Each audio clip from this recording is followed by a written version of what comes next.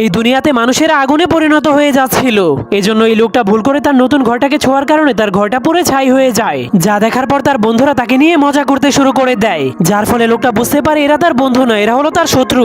এরপর এই দুই ভাইয়ের নতুন ঘরেও আগুন ধরে গিয়েছিল, এজন্য তার আগুন নেভানোর জন্য বালতিতে করে পানি মারতে শুরু করে দেয়। কিন্তু তখনই সেই লোকটার ছোট ভাই আগুনে পরিণত হয়ে যায়, যা দেখার পর বড় ভাই একাই পুরো ঘরের মালিক হওয়ার জন্য তার ছোট ভাইকে নিভিয়ে দেওয়ার জন্য তার পিছু করতে শুরু করে দেয়। এরপর একজন লোক জঙ্গলে আগুন ধরানোর চেষ্টা করে, কিন্তু তখনই তার পুরো বডিটাই আগুনে পরিণত হয়ে যায়। এজন্য সে তার আঙুল দিয়ে কাঠগুলোকে ছুলেই কাঠে আগুন ধরে যায়, যা দেখার পর জঙ্গলের পশু পাখিরা অনেক খুশি হয়ে যায়। কিন্তু তখনই লোকটা তার কেরামতি দেখানোর জন্য আগুনের গোলা বানিয়ে পিছনে মেরে দেয়, যার ফলে পুরো জঙ্গলে আগুন ধরে যাওয়ার কারণে জঙ্গলের পশু পাখিরা তার শত্রু হয়ে যায়। এরপর ব্যাটম্যান যখন একজন ভিলেনের পিছু করছিল তখনই সেই ভিলেন আগুনে পরিণত হয়ে যায়, এজন্য সে এখন আর ব্যাটম্যানকে ভয় পায় না।